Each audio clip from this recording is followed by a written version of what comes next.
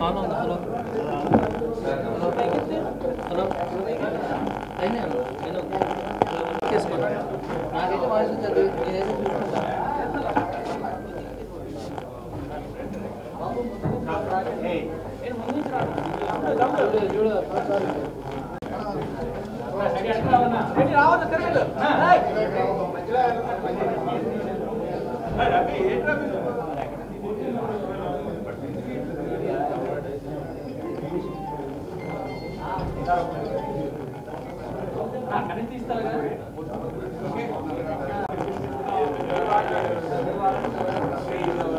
నా ఫోన్ అందుకే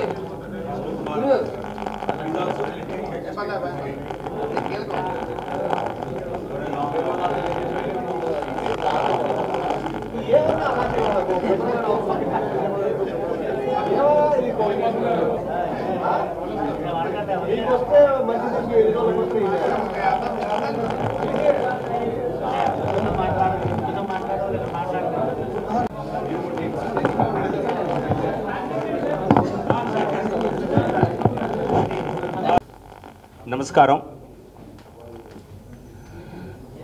ఈరోజు ఈ ప్రెస్ కాన్ఫరెన్స్లో ముఖ్య అతిథిగా భారతీయ జనతా పార్టీ లోక్సభ పార్లమెంటు సభ్యులు, నార్త్ ఈస్ట్ ఢిల్లీ పార్లమెంటు సభ్యులైనటువంటి మనోజ్ తివారీ గారు ఈ ప్రెస్ కాన్ఫరెన్స్లో మనందరితో ఉన్నారు. విశాఖపట్నానికి సెలబ్రిటీ క్రికెట్ లీగ్లో టీమ్ కెప్టెన్గా భోజ్పురి దబంగ్స్ అనే పేరుతో క్రికెట్ టీంలో ఇక్కడ ఆడటం కోసం, మ్యాచ్ ఆడటం కోసం ఈ సందర్భంగా రావటం జరిగింది. మా పార్టీ లోక్సభ సభ్యులు కనుక ఈరోజు కార్యాలయం ఇచ్చేసి అందరినీ కలవాలని, అలాగే మీడియాను ఉద్దేశించి మాట్లాడాలని వారిని పిలవటం జరిగింది. ఈ సమావేశంలో నాతో పాటు జిల్లా జనరల్ సెక్రటరీ దిలీప్ వర్మ గారు, రాష్ట్ర ఉపాధ్యక్షులు విష్ణుకుమార్ రాజు గారు, రాష్ట్ర స్పోక్స్ పర్సన్ సుహాసిని ఆనంద్ గారు, కోర్ కమిటీ సభ్యులు జీసీ నాయుడు గారు, అనేక మంది నాయకులందరూ ఉన్నారు. ముందుగా ముఖ్య అతిథిగా వచ్చారు కనుక మనోజ్ తివారీ గారు వారి చేత మాట్లాడించి ఆ తర్వాత మేము కూడా కొన్ని విషయాలు ప్రస్తావిస్తాను. ముందుగా మనోజ్ తివారీ గారు ఒక 2 నెలన్నర క్రితం విశాఖపట్నానికి మేము ఇచ్చినటువంటి ఆతిథ్యం మేరకు రావటం జరిగింది. అప్పుడు జరిగినటువంటి కోరమాండల్ గేట్ ఎదురుగా ఉన్నటువంటి పార్కులో, జీవీఎంసీ పార్కులో జరిగితే దాదాపుగా 10,000కు తగ్గకుండా 10,000 మంది ఉత్తరప్రదేశ్ స్థాపనా దివస్లో స్వచ్ఛందంగా రావటం జరిగింది. విశాఖపట్నంలోనే బహుశా అటువంటి పబ్లిక్ మీటింగ్ ఈ మధ్యకాలంలో ఎప్పుడూ జరగలేదు. ఎందుకంటే మనోజ్ తివారీ గారు భారతీయ జనతా పార్టీ ఎంపీ కాకముందు ఢిల్లీ బీజేపీ అధ్యక్షులుగా పనిచేశారు. అంతకంటే కూడా దేశం అంతటా కూడా ప్రఖ్యాతమైనటువంటి ఒక సినీ నటుడిగా, గాయకుడిగా, భోజ్పురి లాంగ్వేజ్లో సూపర్ స్టార్గా గుర్తింపు ఉన్నటువంటి గొప్ప కళాకారుడు ఆయన. అందువలన ఈ మ్యాచ్లో కూడా ఈరోజు తెలుగు వారియర్స్తో పోటీ జరగబోతోంది. సో ఇద్దరూ కావాల్సిన వాళ్ళే, హమ్కో Dono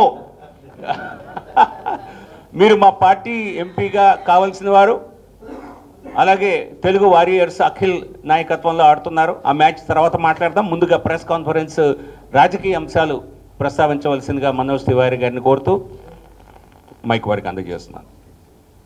thank you GVL sir, Dilip sir, Vishnu sir, Suhasini ma'am and sir Naidu गारू. I am very happy because Vizag is so lucky for me and my team. लेकिन आप सबको पता है मैं 2nd टर्म MP हूँ दिल्ली से, member of parliament, and I was the BJP Delhi president for 2016 to 2020. कुछ दिन पहले मैं वाइजैग में आया था। हम लोगों की एक हमारे राज्यसभा सांसद जीबीएल गारू ने यहाँ एक बहुत बड़ा प्रोग्राम रखा था और मैंने देखा कि ये वाइजैग जो है Visakhapatnam, it is like mini India. People from different states are working here and not only working, they are very happy. तो पहली बार मुझे लगा कि हमारे यूपी, बिहार, झारखंड के लोग भी यहाँ बहुत बड़ी संख्या में हैं और वो सामने आए भी। तो आज भले हमारी यात्रा एक दूसरी भी है, बट एक भारतीय जनता पार्टी का सदस्य होने के नाते, नरेंद्र मोदी जी का साथी होने के नाते हम सब एक बार आपके सामने बैठे हैं और इस समय जो दिल्ली से समाचार आप सबको आते होंगे वो सारे समाचार निश्चित रूप से आंध्र प्रदेश में विशाखापत्तनम में भी ये सारे समाचार बहुत इंपॉर्टेंट हैं। सबसे पहले तो मैं यहाँ बीजेपी आंध्रा को और बीजेपी विशाखापत्तनम को मैं अपनी तरफ से बहुत बधाई देना चाहता हूँ। आप लोग बहुत अच्छा काम कर रहे हैं और हम इसमें कोई दो राय नहीं कि आने वाले समय में जिस तरह से भारतीय जनता पार्टी देश के प्रत्येक राज्य में गुड गवर्नेंस का रिकॉर्ड बना रहा है, यहां भी हम उसको लाएंगे और नरेंद्र मोदी जी के नेतृत्व वाली जो गुड गवर्नेंस होती है वो आंध्र प्रदेश बीजेपी के साथ हम लोग आगे बढ़ेंगे, ऐसा मेरा पूरा विश्वास है। हम बिल्कुल, हमारी पार्टी का मूल उद्देश्य है जीरो टॉलरेंस ऑन करप्शन, सबका साथ सबका विकास, नॉट ओनली फॉर सेइंग, हम ये ग्राउंड पे करते हैं और जिस दिन उसका एक बार टेस्ट मिल जाएगा आंध्र प्रदेश बीजेपी को, आंध्र प्रदेश के हमारे सभी नागरिकों को, तो तब उसका असली प्रभाव देखने को मिलेगा। अभी आप लोग जितनी बातें देखते सुनते होंगे, अभी एक बहुत बड़ी चर्चा में हमारे देश के एक नेता है राहुल गांधी। राहुल गांधी जी को आई डोंट नो क्या हो गया है, जब वो देश के बाहर जाते हैं तो देश की बदनामी करके आते हैं। डेमोक्रेसी का सबसे बड़ा अगर कोई एग्जाम्पल है तो इस समय पूरी दुनिया में इंडिया है, जहां सबको अपनी बात रखने का अधिकार है, जहां सबको अपने ढंग से कार्य करने का अधिकार है। I want to remember to Andhra Pradesh through media, इस देश में शायद आपको याद होगा 90 बार 356 लगा करके स्टेट की गवर्नमेंट को गिरा दिया था कांग्रेस की सरकारों ने।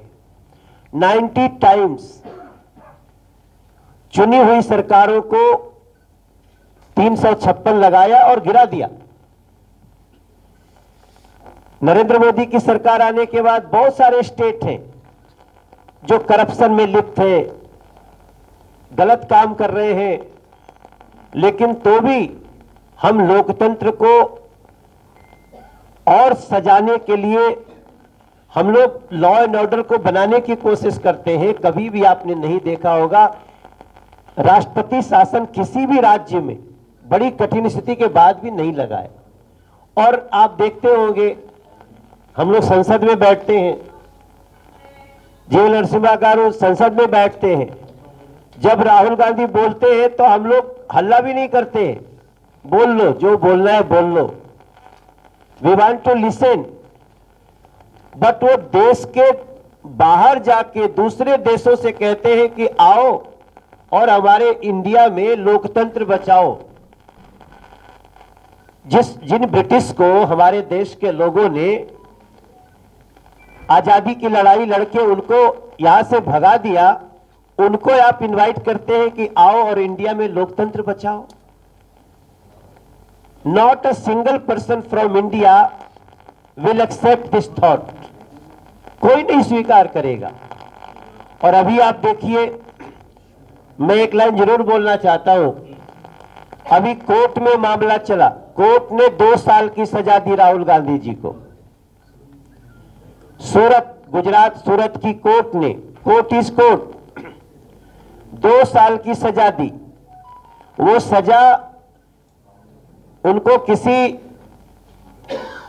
और मामले में नहीं मिली है, वो सजा मिली है इस देश के ओबीसी को गाली देने के लिए। How you can abuse a total community of India, a community from India, OBC, जिनके लिए नरेंद्र मोदी जी ने कितना पेन लेकर के उनको उनका अधिकार दिया है। और उन्होंने ओबीसी को कि सारे चोरों का नाम इसी कम्युनिटी से क्यों होता है, और इतना कहने के बाद भी उनका अहंकार, ईगो,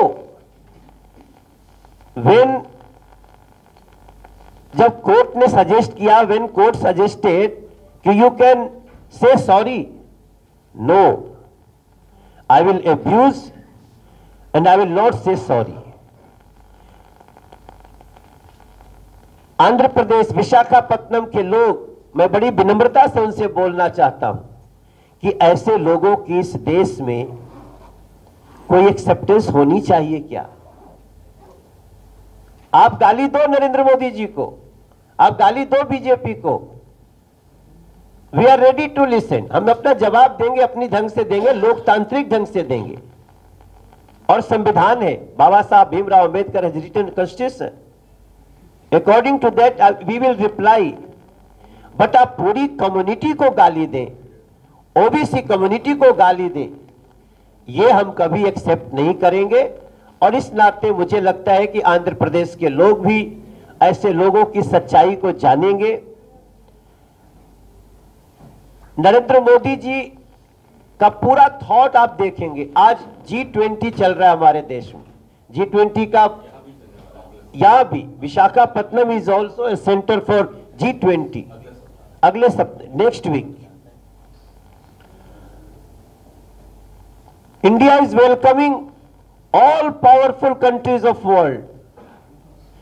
और जो भी यहां आ रहा है वो भारत का गुणगान कर रहा है, भारत की तारीफ कर रहा है। अभी मैं क्रिकेट खेलने के लिए वाइजैग में हूं।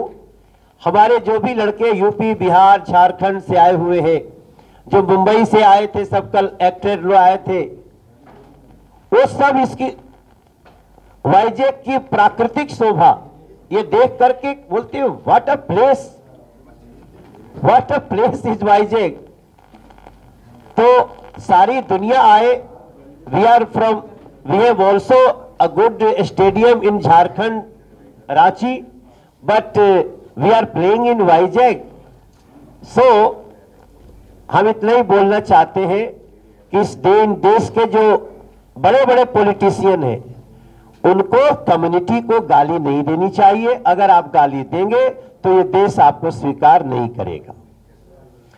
And the second thing, I am Manoj Tiwari, MP different, and I'm Manoj Tiwari, cricketer, captain of Bhojpuri Davangs, that is different. We are welcoming Telugu Warriors in final. We love Telugu Warriors, Telugu Warriors team.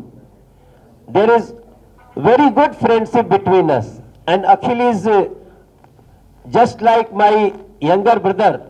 तमिलू या अखिल is very good person. मैं आप सबको बताऊं, अखिल से हमारा match है आज शाम को, कैप्टन है, मैं अपनी टीम का कैप्टन हूं। बट इस पूरे सीसीएल में 8 टीमें खेलती हैं। बंगाल टाइगर्स, पंजाब द शेर, Karnataka bulldozers, Chennai rhinos, Kerala strikers, Bollywood, but humble behavior of every member of cricket team, that is Telugu Warriors. हाँ yes, that is वो एक भारत श्रेष्ठ भारत है। हम पूरे देश की 8 टीम खेलते हैं और हमारा खेल तो होता है, मैदान में होते तो हार जीत होती है, बट वहां पे बिल्कुल सुहासिनी गारू ने ठीक कहा कि हम एक भारत श्रेष्ठ भारत के लिए खेलते हैं। आज शाम को हमारा मैच है। मैं पूरे वाईजैक के लोगों को बोलता हूं, आप स्टेडियम जरूर आइए। अगर किसी के पास टिकट्स नहीं होंगे तो वो हमारे को संपर्क कर सकता है through GVL garu. We have some passes still, we can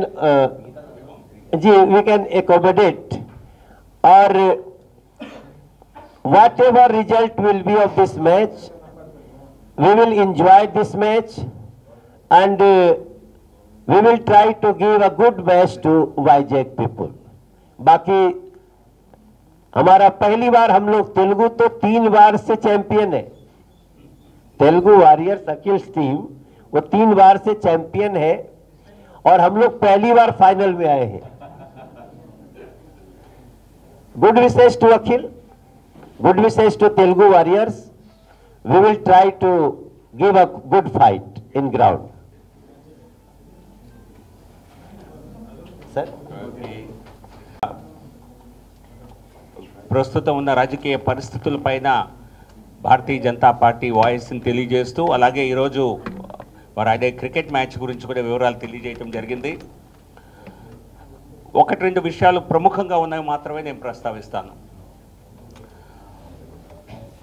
Rahul Gandhi పైన కోర్టు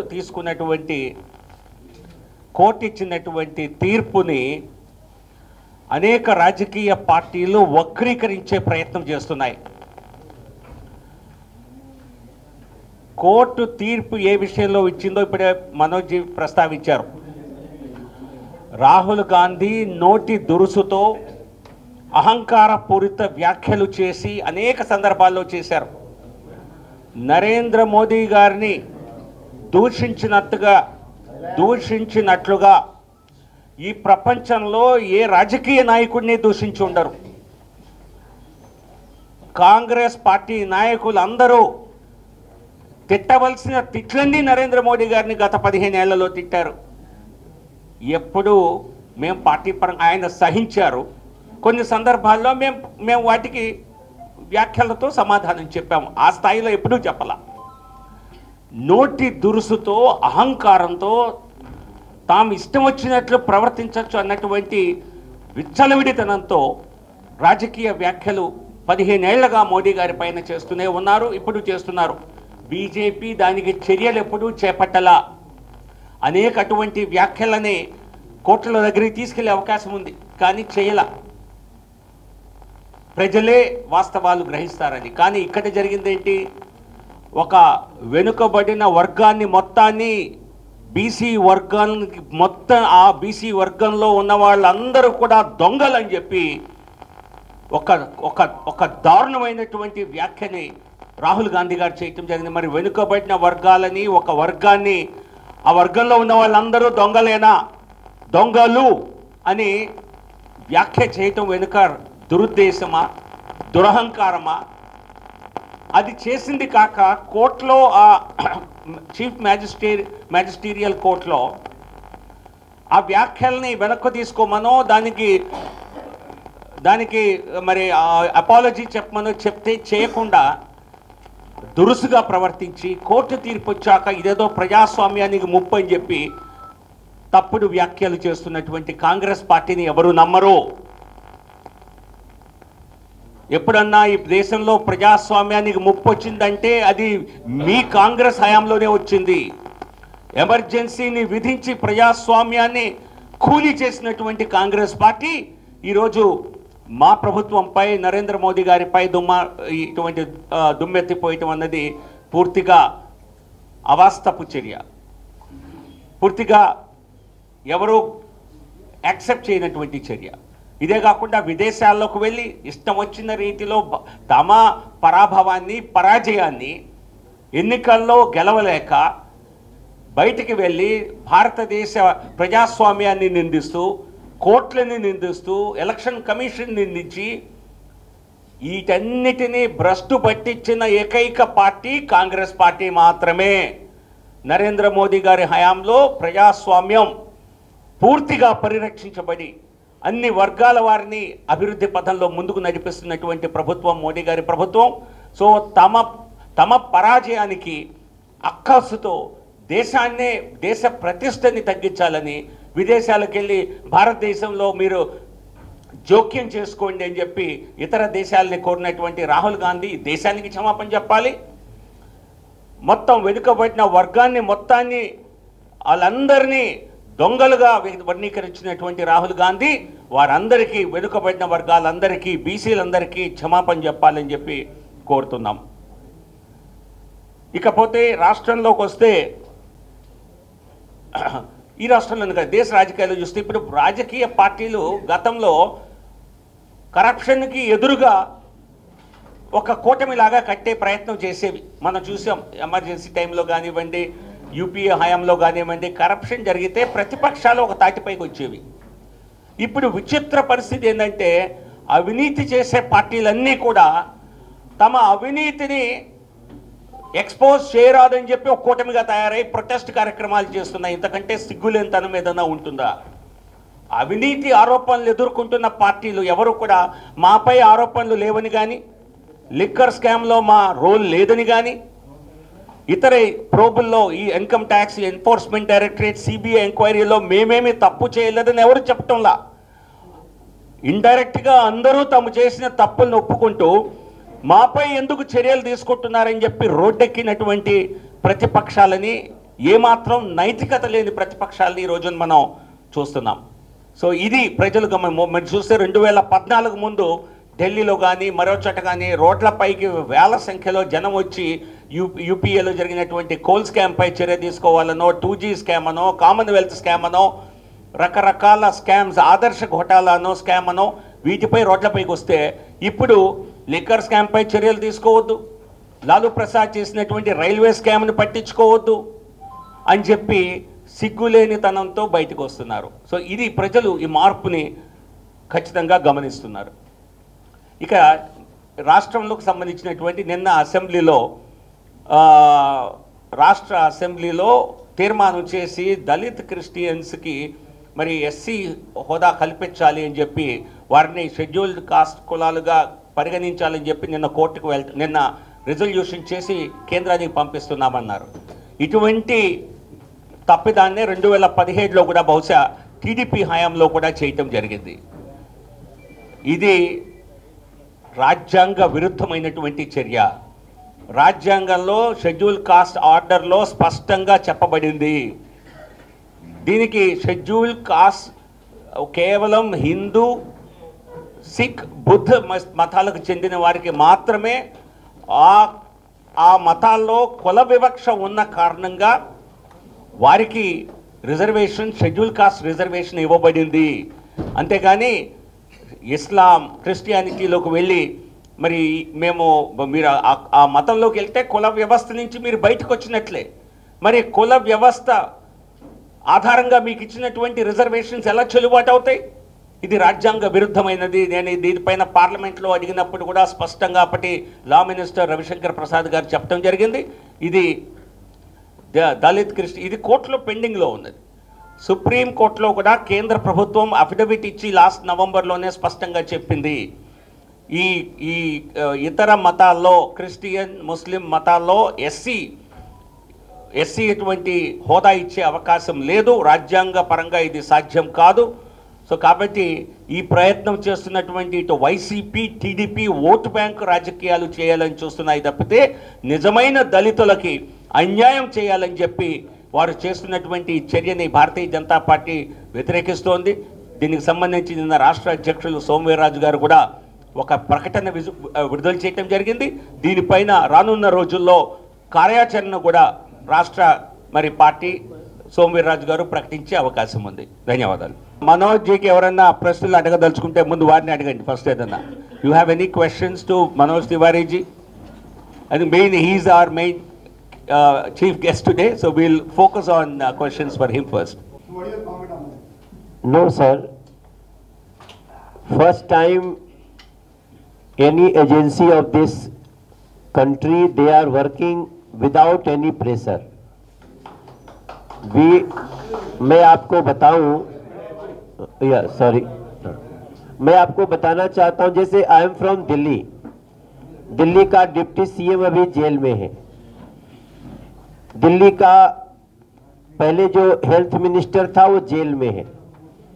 आप विचार करें कि जो जेल में गया मिनिस्टर, वो कोर्ट में जाने के बाद बोलता है I have lost my memory, and after coming to jail he is taking massage, he is discussing on documents.